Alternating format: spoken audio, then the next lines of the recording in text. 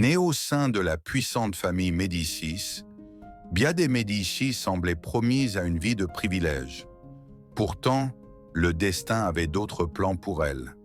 Bien que son passage fût bref, son charme et son esprit laissèrent une empreinte indélébile, immortalisée dans un portrait troublant qui évoque toujours l'amour, la perte et l'héritage. Bia est née vers 1536 à Florence, fille de Cosme Ier de Médicis.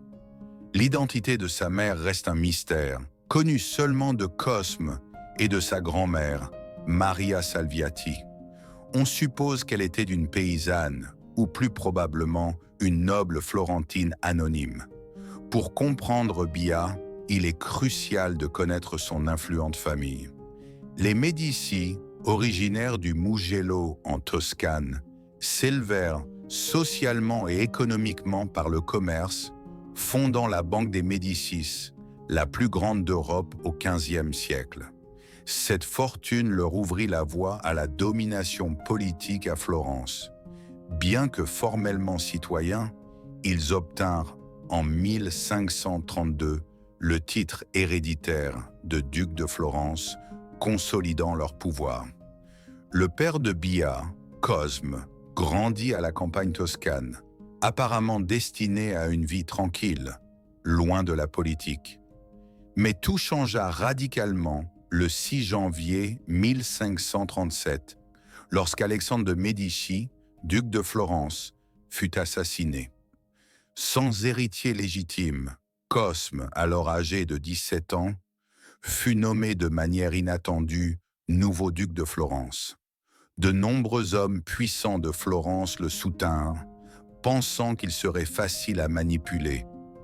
Mais ils le sous-estimèrent gravement. Derrière son attitude réservée, Cosme cachait une farouche détermination. Avec une précision calculée, il prit le contrôle, déjouant ses rivaux et renforçant son emprise sur le pouvoir. Il commença à façonner l'avenir de Florence, jetant les bases du puissant grand-duché de Toscane. Lorsque Cosme accéda au pouvoir, sa fille énigmatique, Bia, approchait de son premier anniversaire. Loin de la cacher, Cosme la reconnut comme sienne et l'intégra au foyer des Médicis, où elle fut élevée par des nourrices de confiance.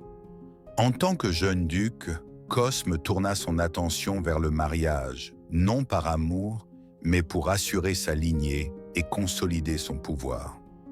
Il avait besoin d'une épouse dont le lignage ancrerait son autorité dans les cercles aristocratiques européens. Son choix se porta sur Éléonore de Tolède, la fille du vice-roi espagnol de Naples. Leur union fut purement stratégique, scellée par une riche dot et la promesse tacite d'un soutien espagnol.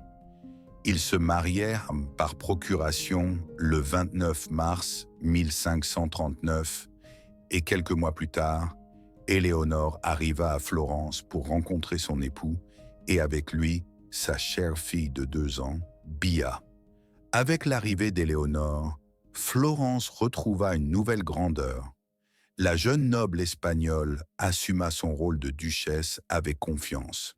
Cependant, les rumeurs de la cour se concentrèrent rapidement sur sa relation avec Bia. Certains affirmèrent qu'Éléonore était jalouse de la présence de Bia, tandis que d'autres rappelaient qu'elle la traitait avec gentillesse et affection. La plupart des historiens penchent pour cette dernière version, suggérant que la duchesse accueillit la petite fille avec grâce. Malheureusement, le séjour de Bia là-bas ne dura pas longtemps. Bia fut envoyée vivre à la Villa di Castello, le domaine familial niché dans les collines juste au-delà de Florence.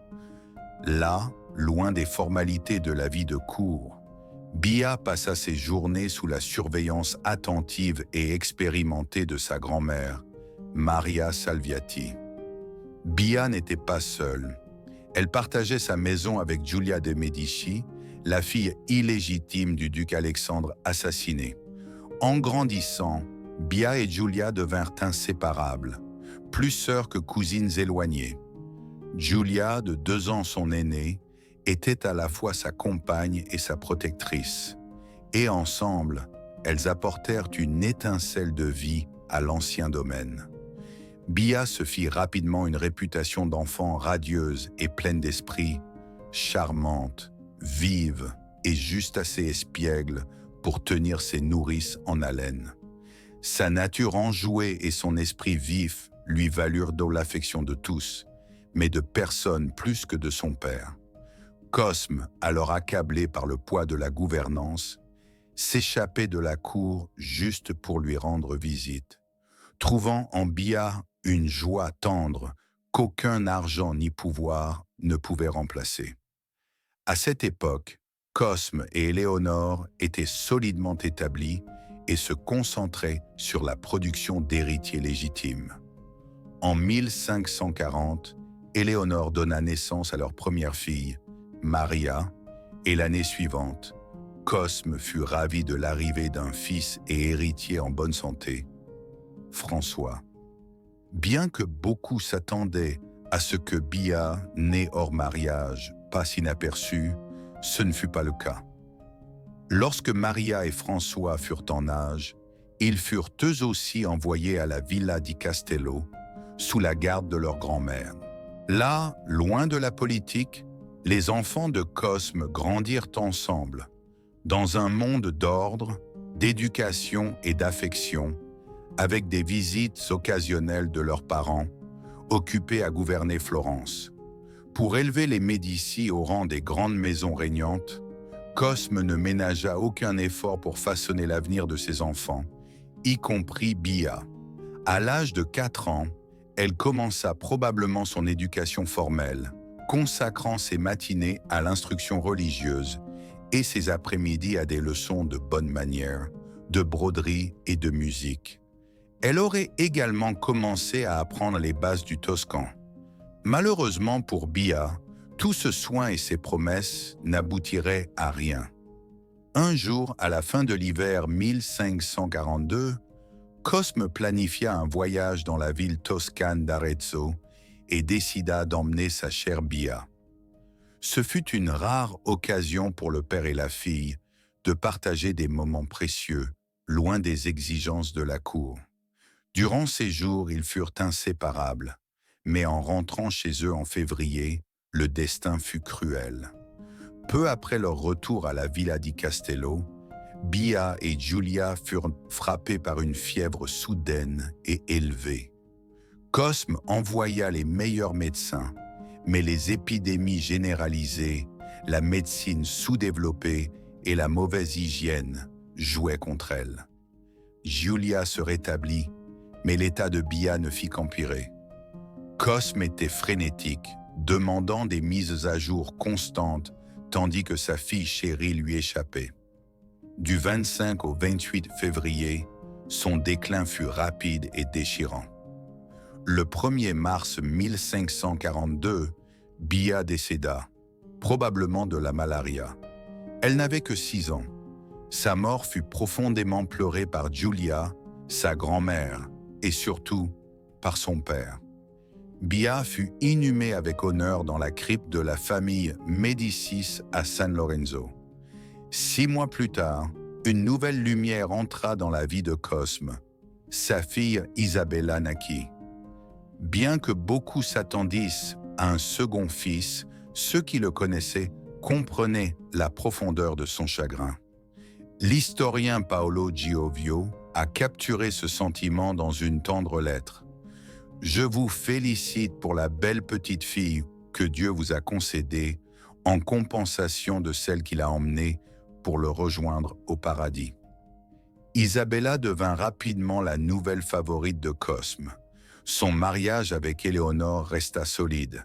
Ils eurent 9 autres enfants, bien que beaucoup, comme Bia, eurent des destins tragiquement courts. Pourtant, l'ombre de la brève vie de Bia ne les quitta jamais entièrement. Après sa mort, on pense que Cosme, accablé de douleur, fit réaliser un masque mortuaire en plâtre de Bia, puis commanda un portrait posthume au brillant peintre de la cour, Agnolo Bronzino. Le résultat est une image d'une tendresse émouvante. Une jeune fille vêtue de blanc et de perles, radieuse et sereine, capturée non pas dans la vie, mais dans la mémoire. Beaucoup la considèrent comme l'une des plus grandes œuvres de Bronzino. Aujourd'hui, le portrait de Bia est exposé à la Galerie des Offices à Florence, où sa présence lumineuse continue de captiver ceux qui s'arrêtent devant elle. Le délicat médaillon portant le profil de Cosme, porté par la jeune fille sur le portrait, a aidé à confirmer l'identité du sujet et à souligner leur lien. À l'origine, la peinture était accrochée dans les appartements privés de la famille Médicis, servant à la fois de tendre rappel de leur enfant perdu et de symbole spirituel. Pendant des siècles, on a cru à tort que la peinture représentait Maria de Medici, la sœur légitime cadette de Bia. Cette confusion a conduit certains à supposer que Bia était simplement un surnom pour Maria. En réalité, il s'agissait très probablement d'un diminutif de son prénom, Bianca, qui signifie blanc en italien. La vérité ne fut découverte qu'en 1893, lorsque l'historien d'art Cosimo Conti révéla des preuves archivistiques confirmant l'existence d'une fille distincte, Bia, née de Cosme avant son mariage, et ainsi le véritable sujet du portrait retrouva son nom légitime. Un grand merci à toutes et à tous d'avoir regardé cette vidéo. J'espère que vous l'avez trouvée intéressante. Dites-moi ce que vous avez pensé de sa vie dans les commentaires.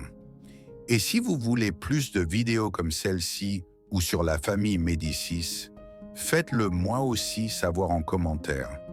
J'espère que vous êtes toutes et tous abonnés et que les notifications sont activées pour recevoir mes vidéos dès que je les mets en ligne. C'est tout pour moi. Je vous dis à bientôt dans la prochaine. Merci.